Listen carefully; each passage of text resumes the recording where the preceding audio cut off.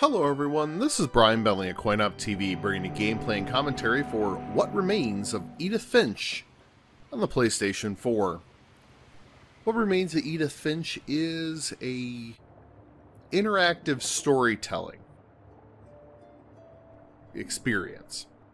A lot of people are going to use the word walking simulator, but I really hate that term, and because I feel like that these experiences do more than just you walking around. They actually are telling a story in different and unusual ways, perhaps, including this part I wanted to show right here. This is the story of Molly, and it is a fanciful story experience that the little girl is writing about. And so Molly is a little girl and she's writing in her journal. That's a big part of the game, where people, like things written down in those words coming to life in different and interesting ways. And so for Molly in this case, she was in her bed, and then she became a cat chasing a bird. She eats the bird, becomes an owl who eats rabbits, who becomes a shark who rolls into the ocean, and now I'm chasing after the seal. It took me a while to kind of get used to some of the mechanics of the swimming and such, and then of course I change into something else, and you'll see that in just a second. And then it sort of wraps up at the end, so there are some small spoilers here. But overall, when you're talking about interactive story experiences, I really enjoyed this one, and here's why. I felt that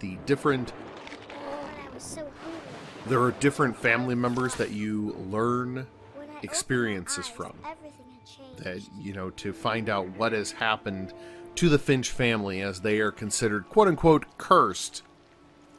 And in some respects that may actually that may seem true in the context of how it how it looks overall, especially with the experiences that they had. And knowing this and kind of going through some of the experiences, you actually are like, okay, there's another person that later on, a little bit later on, and as you're experiencing it, you're like, oh my gosh, this is something amazing, and tragic.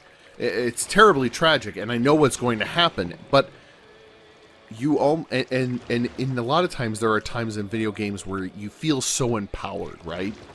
Except in this case, you're kind of trapped, because it's inevitable what will happen. You know what's going to happen, and that experience that you have is different than what I would say most video games, which are about it being empowering. But this is changing your mind and your how you feel based on something you can't change. And I think that is very interesting. The way they go about it is fascinating. So I'm really, like I said, I really enjoy the story. There are, it's not a particularly long game. So I think I finished it in 2.5–3 hours. But it definitely had an impact on me. So much so that when I finished it, I actually had to, stay up for a little bit. I watched a sitcom just to kind of recenter myself, because it had the game had an effect on me, because it is not simply emotional, tugging emotional heartstrings just for the point of tugging emotional heartstrings. This is actually trying to get you to have a different experience in this world. And so, obviously the whole letter thing is one thing, but I feel like they really went and captured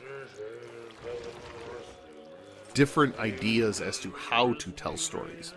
Now, I'm kind of bummed I found out that there's a trophy for letting this guy completely finish his song, and I was enjoying sliding around, You'll notice I do sometimes take a little bit of an end-around approach to some of these.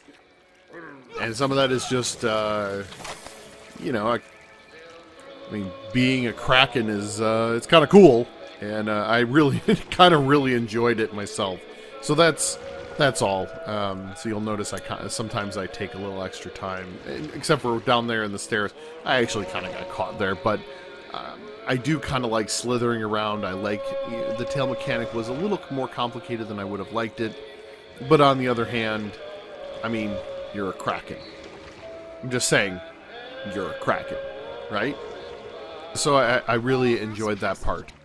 Like I said, there's a bunch of different ways.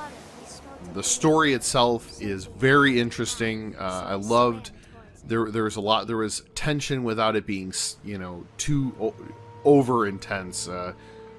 And the game is fascinating, and yet, you know, it is tragic. It's a tragic story, and even at the end, I was a little surprised at the way it ended. And yeah, I mean, that was I don't want to spoil it for you, but it's something to behold. So if you're, you know, if you're into these interactive experiences, story games, you know, narrative-based experiences, I think you'll really, really enjoy What Remains of Edith Finch. Alright, everyone, you know, go down and like the video, the little thumbs up sign, or leave comments. Let us know down below. Are you playing the game? Are you playing other games? You know, what you think about it, and what do you think about these kind of games in general. So why don't you go ahead and let us know in the comments below, and we'll go ahead and reply. Thanks for watching.